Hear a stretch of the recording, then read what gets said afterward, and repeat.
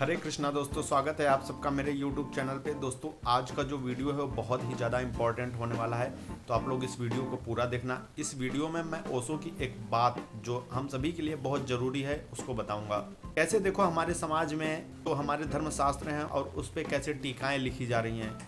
एक एक ज्ञानी जन आते हैं, जैसे उनका ज्ञान बिना उस पर टिप्पणी किए हुए अधूरा रह जाता है।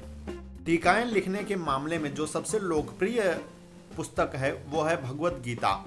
गीता के ऊपर अब तक हजारों टीकाएं लिखी जा चुकी हैं, जबकि गीता ओशो कहते हैं कि इतनी सरल और स्पष्ट शब्दों में लिखी गई है कि उस पर टीका लिखने की जरूरत भी नहीं है। टीका लिखना मतलब कृष्ण का अपमान ही है। इस वीडियो में मैं जो धर्मशास्त्रों पर टीका टिप्पणी होती है उसको लेकर ओशो के जो वचन हैं उनको मैं आपको थोड़ा सा सुनाऊंगा कि ओशो ने क्या कहा था। तो आइए इस बात को समझेंगे एक कहानी के माध्यम से। ओशो कहते हैं कि हम अपनी धारणा थोपते हैं शास्त्रों पर, सिद्धांतों पर, महापुरुषों पर। यह हम पूजा कर रहे हैं या अत्याचार कर रहे हैं, यह क्रिमिनल एक्ट है, यह बिल्कुल अपराधपूर्ण है और मुल्क को सख्ती से इसके सामना करना चाहिए। कोई आदमी कृष्ण की तरफ से बोलने का हकदार नहीं है, न महावीर की तरफ से अपनी बात कहे। अगर महावीर के लिए कहना भी है तो यह कहे कि मैं यह कहता हूं महावीर के संबंध में। महावीर कहते होंगे कि नहीं कहते होंगे, मुझे इसका कुछ भी पता नहीं। हम वही समझ सकते हैं जो हमारी स्थिति है। आगे ओशो एक कहानी कहते हुए कहते हैं कि आप इस कहानी से अच्छे से समझ पाएंगे। एक दिन एक रात बुद्ध प्रवचन करते थे और प्रवचन के बाद रोज का उनका नियम था कि वह भिक्षुओं को सोने के पहले कहते कि अब जाओ, रात्रि का अंतिम कार्य करो।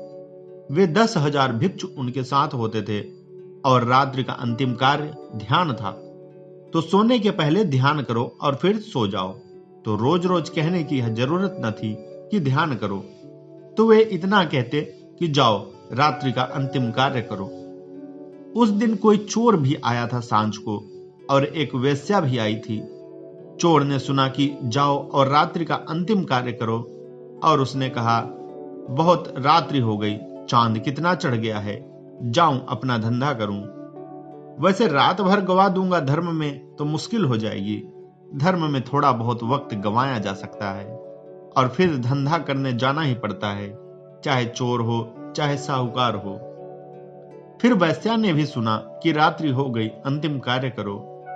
वैश्या बोली, अरे ग्राहक आ चुके होंगे, मैं जाऊं।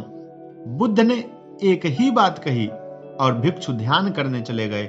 चोर चोरी करने चला गया, वेश्या अपनी दुकान पर चली गई। तो बुद्ध जी ने जो कहा था वह एक था, लेकिन व्याख्याएं 3 हो गई। तो जो कहा जाता है वह एक है, जितने लोग सुनते हैं व्याख्याएं उतनी हो जाती हैं। लेकिन कृपा करके अपनी व्याख्या को किसी के ऊपर न थोपें। इतना ही कहें, ऐसा मैं समझता हूं, लेकिन इस मुल्क में थोपा जा रहा है, निरंतर थोपा जा रहा है। इस मुल्क में कोई गीता की टीका न लिखे तो वह ज्ञानी ही नहीं है। कोई गीता की टीका लिखे तभी ज्ञानी हो सकता है। और अगर कभी भी कहीं अदालत होगी मोक्ष में, तो ये गीता के टीकाकार एक एक बंधे हुए नजर आएंगे, क्योंकि कृष्ण इन पर मुकदमा चलाएंगे कि सज्जन, तुम मेरे पीछे क्यों पड़े थे? मुझे जो कहना था वह मैंने कह दिया था, तुम कृपा करते। मैंने कह दी थी बात पूरी तरह, मेरी बात साफ थी। तुम कैसे अर्थ समझाने गए बीच में कि इसका यह अर्थ है? ओशो कहते हैं, यह जो प्राचीनवादिता, यह जो प्राचीन का मोह, यह जो अतीत को जकड़ कर पकड़ लेना, यह हम कब तोड़ेंगे?